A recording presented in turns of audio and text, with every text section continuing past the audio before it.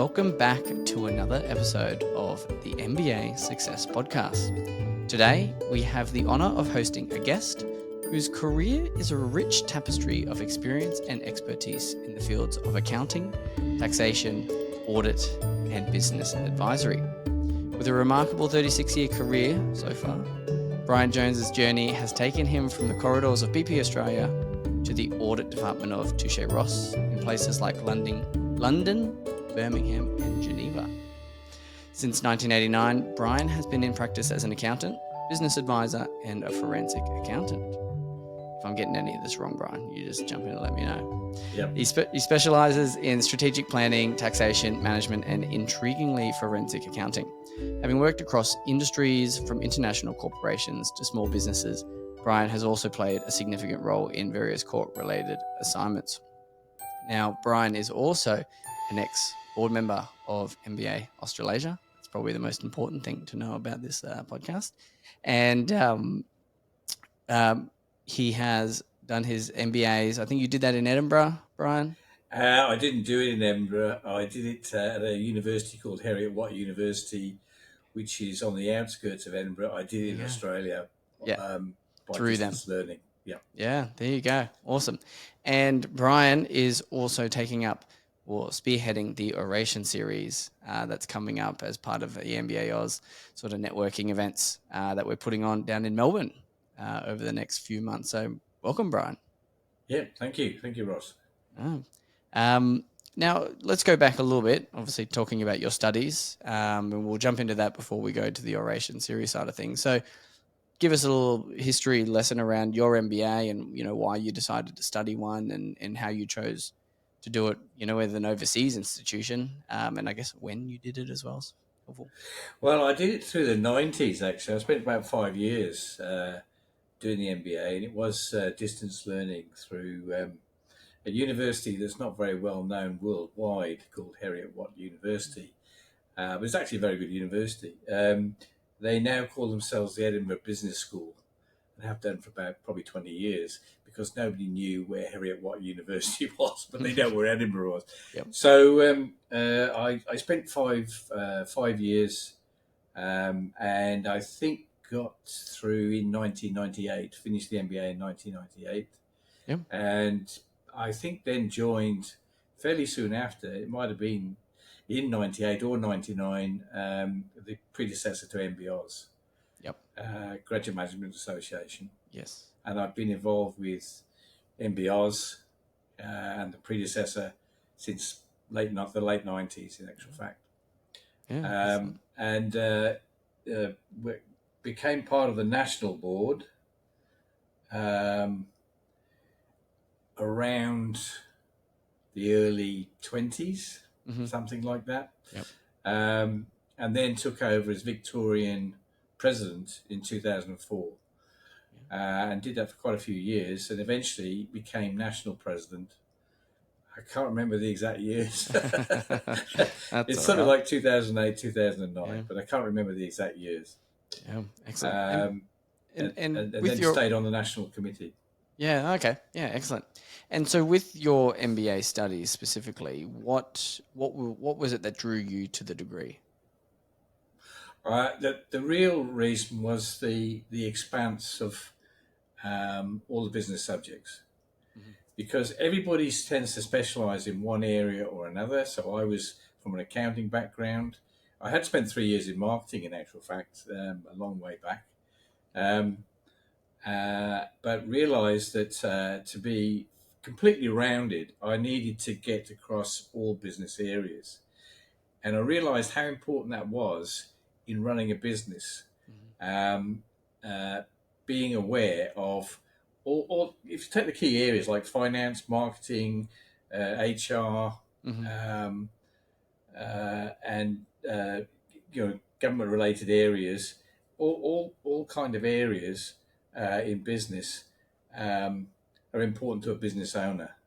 And if you don't perform as well as you can with only a limited amount of knowledge. So if you're an engineer and you want to set up an engineering company, you don't have the scope of knowledge of the whole of business. You may know a lot about engineering. You might be a great engineer, but you can't actually manage your business properly without the scope of knowledge. So an MBA really does contribute to running your own business. Yeah. But it's also true in larger organisations where it's very important to know how other areas of the business operate. So you understand how the legal department works, or you understand how the HR department works. You understand things a lot better rather than just focusing on your particular area. So you could say that an MBA is sort of an antidote to specialization in actual fact. Yeah. And for you, were you practicing, you had your own business at this point when you At that started? point I did the MBA. I started in business in 1989. So I'd been in business just a few years, Yeah. and realised how important it was to have something much broader. Yeah. And how did you come across it? Was it from a mentor, or somebody you knew had studied one? I had known quite a few people who'd studied MBAs, some of them at Melbourne Business School. And I realised it had actually, they developed a lot by going through the MBA process. So they came out of somewhere else. Yeah. Maybe they could be engineers, they could be marketing, they could be in accounting, Yeah. and some on the legal side as well. And it actually, you could see the development it had, their self development. It was very important. Yeah. So I was sold on going into an MBA. Yeah, it's always helpful if you can see other people have very positive outcomes, and obviously it makes that decision a lot easier, especially to the point that having your own business, needing to know how all those functions work and get the most out of them is really helpful. So 25 years on, 1998 to 2023, Yeah. how much of an impact has it had on the businesses you've run? It's not just it has had an impact certainly on my business or businesses, but it's probably been more instrumental in me understanding everybody else's businesses, and that is actually that's quite important in the role I take. Now, initially, it was accounting and business clients. But increasingly, it's in the forensic area. I perform a lot of business valuations, most of them for the court, but not all. Some are for private use, private companies, and it's very important in understanding how that business works in its environment, in its business sector. I have to research numerous business sectors all the time when I'm looking at evaluation. So an MBA has actually given me a tremendous amount of support in being able to do that. That knowledge, which may have been some time ago, 25 plus years ago, that knowledge is still hanging around there from the MBA that I went through. And I apply it without knowing it. Yep. I think every day, probably. Yeah, sort of just second nature now for you. Yeah. I mean, it's interesting. I started my MBA when I was at the Bank of Queensland. I was a sales analyst. I guess that's the best way to put that. So I was helping to put together credit applications for equipment finance deals and those sorts of things. So large companies that wanted to finance additional trucks, or additional equipment to help put in that.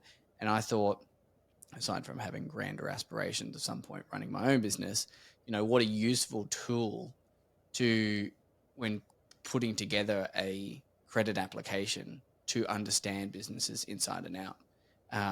Because it's you see hundreds of businesses in that job a year and look at all their financials and really start to understand the picture of what that looks like. But until you start studying things like strategy, things like marketing, the basics of governance and HR, you don't really get an appreciation of actually these guys are doing this really well. And I really need to make a point of that within this credit application to, show that what they're doing is actually impressive. So, Well, I mean that's vital actually mm, in a banking contents where you're giving credit to people because you're actually putting trust in them to return your loan effectively, yeah, that's right. and you have to understand their business. I mean, there's so many different sectors. You have to have a kind of system in your mind how you go about it, and I think the key thing an MBA does is it makes you think like an MBA student almost. Mm, Each assignment is a bit like an assignment in an MBA course. mm, In actual fact, uh, so I find that I'm researching different industries all the time. Some mm, industries I've never come across before. Some are routinely I've come across before. But I still have to think about the competition in the mm, industry, the yep, competition in their immediate location sometimes. I have to think of all kinds of things that affect ultimately their business value. yeah, And that's how the MBA really helps me. yeah. I think that's great. I love that. Um, and so to that point, are there?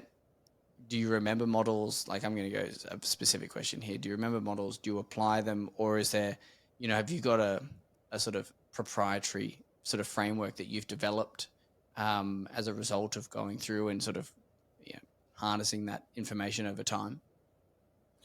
Well, I don't think a lot of the time I would actually be thinking in terms of theoretical models.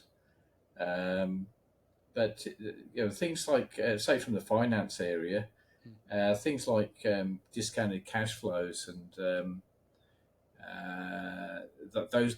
If you call that a model, yes, Yeah, certainly yeah, that would be very much part of it. yeah. But the marketing models, for example, or the strategic models that came out of the MBA, I'd Mm, still be very conscious of. So a SWOT analysis, for example, yeah, would be very important. yep, Um, I probably wouldn't think of it in terms of the theoretical MBA course, mm, but I actually would be using it without really knowing it. yeah, But SWOT analysis is an obvious one, I yeah, suppose. yeah. Things like Pastel's model has sort of come to mind as something that might be helpful in that. Anyway, um, the question I had on the back of that was, it's disappeared. Anyway, let's get back on to the topic of why you're on the podcast today, Brian. Now, the Right. oration series. As listeners know, MBA Oz is, a body for MBA degrees and a networking type of corporation to try and get more MBAs connected and sharing information and ideas and all those sorts of things. And Melbourne are kind of startup and its oration series. So do you want to give us a bit of a background to it and I guess what it's going to cover and what your specific topic's going to be? Right. Well, the it is in Victoria, but hopefully will expand into Okay. other states, and will be made available in one way, form, or another, perhaps online. But the oration series is really about um, addressing really informative, important issues that people with MBAs and MBA students will you'll find very helpful, either in the progress of their studies if they're MBA students, or in the progress of just business generally Hmm. in the community. Um, and I think you could actually start with the sort of concept that you never stop learning. Hmm. Anybody who thinks they never stop learning has probably lost it. I Yeah. think Yeah. you never stop learning in any way. So I think you will always learn something from some these types of presentations where Mm. people give the benefit of their experience and hopefully expertise in their area. So we hope that we'll bring people in from all kinds of areas, from marketing, from data analysis, from um, government areas, from HR companies, Mm-hmm. a whole range of different people, finance, the banking system, a whole range of people who will be able to be informative, and people take away something very important Mm. that they didn't have before Yep. they came to the presentation.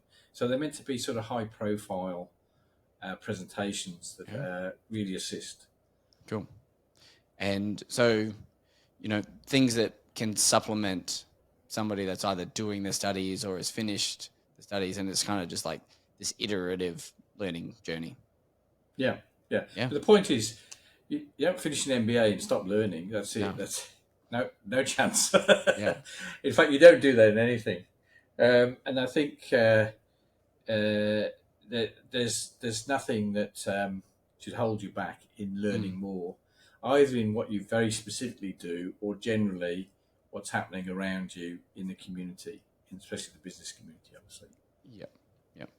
And so your particular topic is fail fast, I believe. Yeah, no, that's that might sound a bit sort of against the grain, because most presentations you might see would be telling you how to be successful, not how to fail. Yeah. So, why about failure? Well, the one thing that people do not want to do is fail in business, in anything really, but in business especially. So the best way of, I think anyway, of understanding how that works is to understand how you can fail, because people do fail, and we know they fail. We see them fail. There's some statistics. I mean, they're banded around quite a bit, but some statistics that say the first year for startups, there's a 20% likelihood of failure within 12 months. Yep. And you've probably seen these from your bank experience somewhere. But there's also another statistic which says 60% of all small startups fail within 5 years, or just drift away or don't go anywhere. Yeah. Now, the problem with those kind of statistics is that they're very stilted towards startups. Now, startups are incredibly risky for all kinds of reasons, but failure can happen in a large organisation. So when Ansett fell over in 2001, something like that, around about the 2000s. Everybody was shocked. A major airline in Australia goes under. So it's not just startups that fail; it's other organisations that fail. When it does happen, what was the famous one? Was it the famous one in Singapore? Was it Lehman's? No, that was the name of the dealer. There was a merchant bank that had been around for 200 years that suddenly collapsed because a dealer made some very bad decisions in the foreign exchange area. I think it was the foreign exchange area. So we do get some classic cases of organisations of quite a sizable organisation that just falls over. And now in the case of Ansett, the hearsay is that basically they looked after their shop window, so they put gold ashtrays in their first class cabins, but their backroom systems were absolutely appalling. Now, I don't know if that's actually true, but I have heard that. So if you're looking for reasons why they failed, you might go to their computer systems and they just weren't in control of them. So the reasons why people fail teach you how to be successful, or they certainly help you along the route. But there are so many reasons why businesses might fail. There's just a market. You might be in the wrong market to start with. You may have got it wrong in terms of entering a market that's too full already. And I think an example of that might be wineries. There were so many wineries opening up in Australia, and that was particularly true in the southern states, of course. that it was just absolutely saturated. Yeah. The domestic market was saturated, and some had to go and some did go, of course. And others transformed themselves by exporting wine to other countries. So they actually grew vines which produced grapes that they knew could be turned into wine that other countries would favour, as opposed to Australia. So they literally grew for export because the domestic market was so saturated. So there's there's things like that where the marketing and the strategy is not right from the start. But of course, ultimately, one of the main reasons that business fail front up, and it's why Ansett failed, for example, is cash flow. But it's not usually the underlying reason. There's something else behind it that causes the failure. And sorry, with your role as, I guess, a forensic accountant, and doing, like you said, reviewing these companies, looking at these evaluations, do you generally see them at the point where they're past and like they are failing, or is this when do you generally see a lot of the businesses you look at? That's actually quite interesting, because often it's too late. But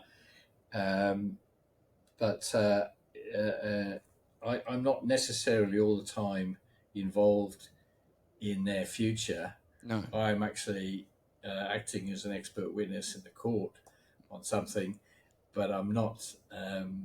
I'm not actively involved in consulting to them. No. But I can see when things aren't going well. In evaluation, for example, I can tell things aren't going well within a business, and often I can see why. Or at least I've got a very good theory on why things are going wrong. I'll give you an example of that. If you're in a business sector that is very profitable, you are in danger, because you're going to attract all kinds of competitors into that business sector. Now, what's going to stop them is barriers to entry. So there you go. There's an MBA concept. But if you're in a business sector that does not have significant barriers to entry, so you're not an airline, for example, then you've got to watch your competition very, very carefully. Doesn't mean to say you can't pull through and prove to be better than the competition, but you've got to watch them. But if in another industry which is very specialist, competition may not be a major immediate issue, but in an industry where the barriers are low, could well be. Because one thing that's going to happen is that if you're in a profitable sector, it's like bees around a honeypot. You're going to get plenty of other people who are going to try and enter that sector, because they realise there is a great deal to be made in that sector, and it's relatively easy to get into. And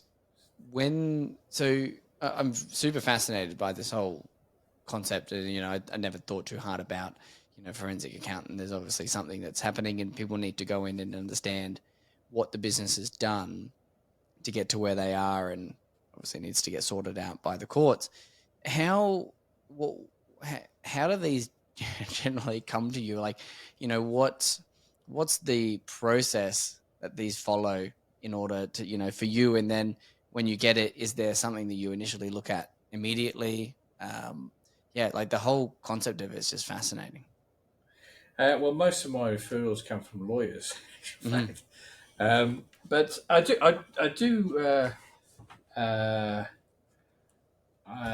do get inquiries from owners of businesses who are not in any kind of legal action, and they want evaluation for all kinds of reasons. So those reasons could be that they're introducing new equity holders. They're trying to attract investment. They're in some way restructuring. they're very lucky because they've had an international company offer to buy them out, Mm-hmm. that kind of thing. I haven't been involved in that because I've had a client myself who did that. Yeah. And occasionally it might be something as major as a business that has developed something that a listed company would like to get hold of. Mm-hmm. So intellectual property. And they buy the smaller business. Now this is typical in IT. Mm-hmm. They buy the smaller business because it's that they've done an exercise to replicate the costs of producing what the smaller business has produced, has managed to achieve, and it's better to put an offer in to buy the company, or the smaller company, And start and from merge scratch. it into their Yeah. their major operation. Yep. You mentioned, I won't mention companies, but there's some major companies in Australia who would do that, who would acquire companies rather than replicate what they've done already. Look, I mean, it makes sense, right? Like, why go to the effort if it is literally cheaper and more economical from a shareholder standpoint Well, to from do the that? point of view of the small company, that's usually, usually they do quite well out of it because the typical example is IT. They produced a platform that somebody realizes is. The realization is that platform is going to produce lots of future income, and that's where the value comes. Yep. And that's where they see they can acquire that business to get that platform, and the people who've developed it have they probably worked long hours for 5 years, and suddenly somebody makes them an offer, and they're very happy about it. So I always remember I met a guy from New York who he and his partner had developed a system called Devon, which probably doesn't exist anymore. But this was in the 80s, and it actually was a system for currency options. So people like the ANZ Bank would use it. And these two guys sold out for a huge amount of money because it was wanted all over the world. So they worked like hell for quite a few years. And then suddenly somebody comes along, and I don't know who it was who came along, and bought their system. And they reaped the benefits of it. Dream come true. But they probably worked themselves to the bone and got into financial difficulties, all those kind of things. But they sold out. So occasionally, I say occasionally, you get those kind of things. I've had others where things are going wrong badly, and I can think of a company in regional Victoria, in actual fact, that was a very old company, and had oodles of orders. They had no problem in terms of marketing. They had no problem at all. They had no problem with customers. They had so many orders they couldn't cope, but they fell over, and I couldn't. I got in right at the last minute. I was there at the last minute. It's just a foregone conclusion.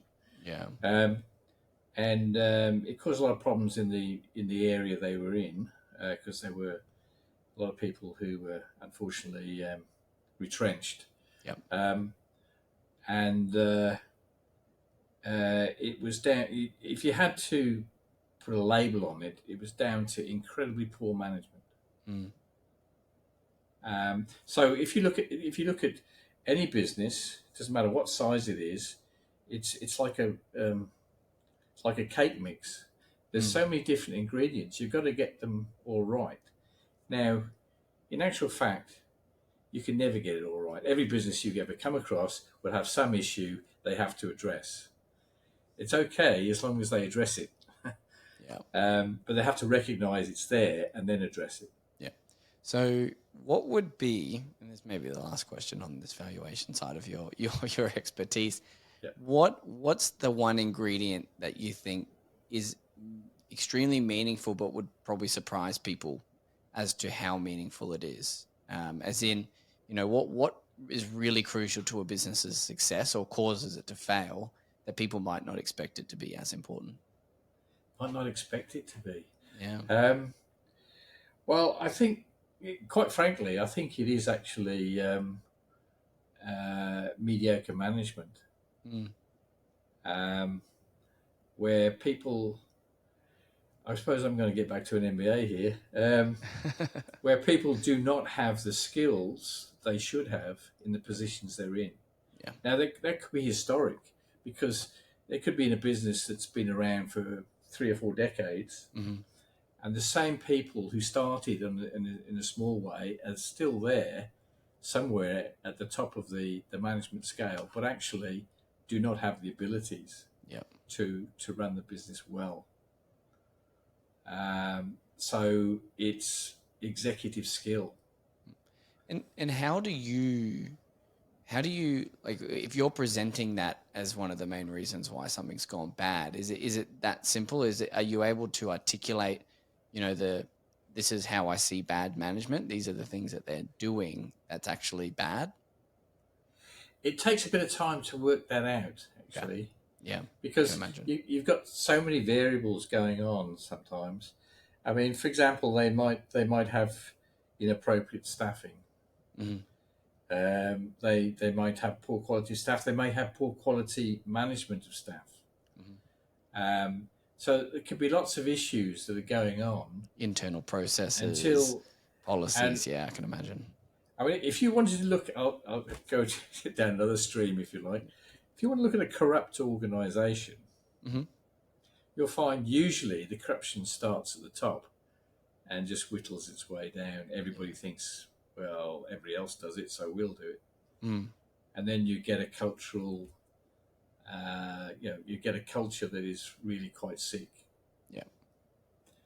And that's a corrupt organisation. Yeah. Not every organisation is like that, obviously, but No, you don't want to get there. It does actually filter down from the top. So I think the same is true with good management. It will actually come down from the top. Yeah. And is business size a factor in businesses failing? Like, do you see more smaller ones fail than bigger ones, or vice versa? Well, statistically, you will see more smaller ones, but that's because there's more of them. There's just more small businesses than larger businesses. I don't know how many small businesses there are in Australia, but it's a sizable amount.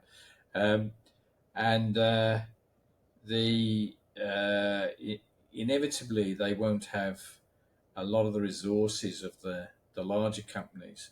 But it's a fallacy to say that just a small business will fail and a large one won't, because we've seen that large ones can fail. It's just there aren't as many of them to fail.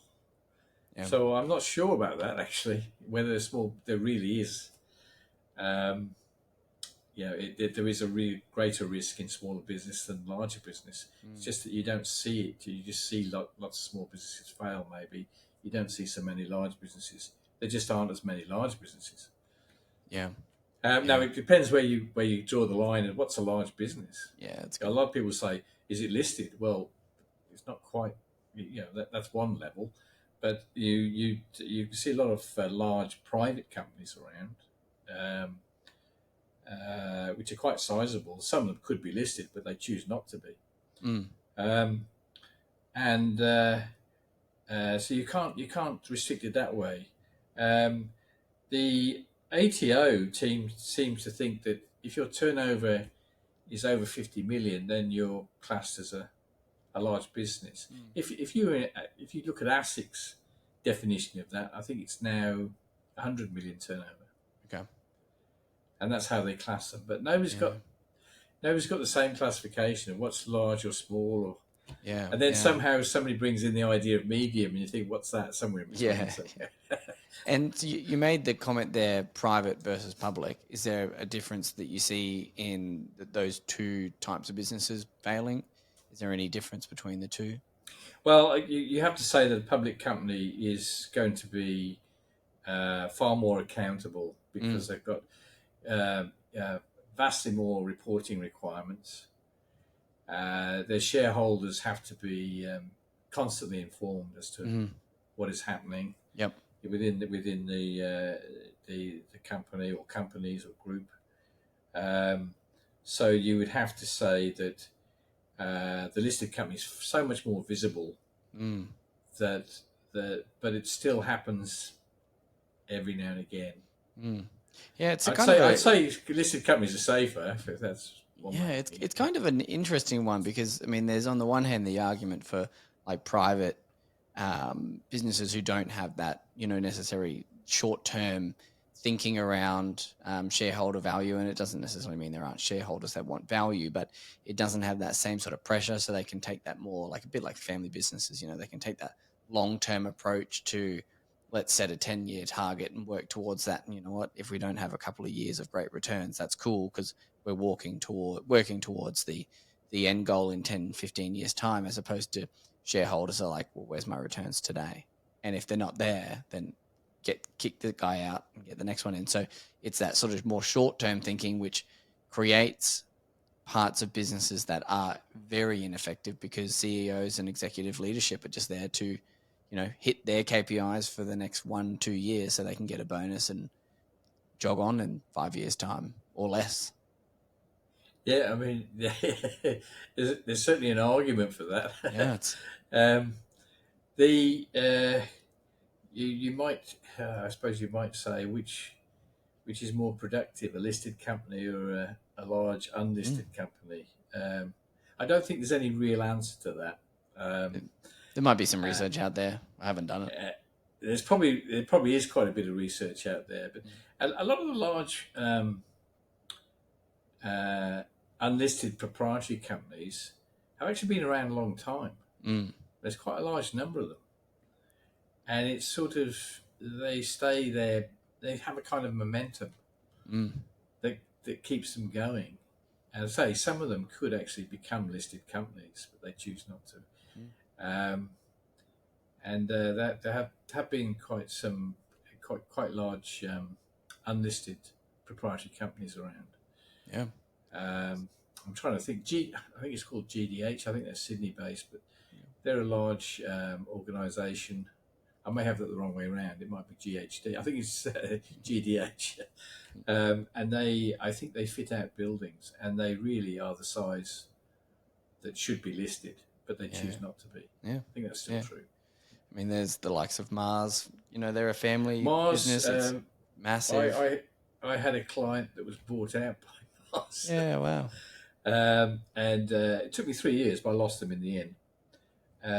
And they moved all their operations to Albury-Wodonga. Okay. Because Mars already existed in Australia with was it Old Ben's Rice, Uncle Ben's Rice, and various other products. So they already had a strong presence here. Yeah. And they bought out this company, which had been a listed company. So a listed company went into a private company, one of the world's largest private companies. Yeah. Quite fascinating. They're very. But yes, yeah, they've chosen, and I think the other one, which I think is listed now, is Reuters. Okay. I think they were private till relatively recently. I think. Yeah. So coming back to the oration series, outside of the foul and foul fast side of things, and the topic you'll be presenting on, are there some other topics that I guess people might expect to see along the way? Well, I think there are some sort of subjects which I think are really quite key, and that is anything to do with data and digitalization, because that's an ongoing process. It's developing all the time. I'm not sure about AI, but it might be relevant. And then you've got things like cybersecurity, so we're still in the same technological area. Yeah. But then you've got things like using social media in your marketing area, which isn't going to apply to everybody, not exactly, but it'll apply to certain sectors. And I think then we go through the stock standard areas like marketing, like general marketing, like finance, like HR, Yep. recruiting the best people, those sort of topics. Yeah. Okay. But Excellent. I think what we intend to do is give it a little bit of a twist, so it's not just a stock standard presentation. Here's another one on the track about marketing.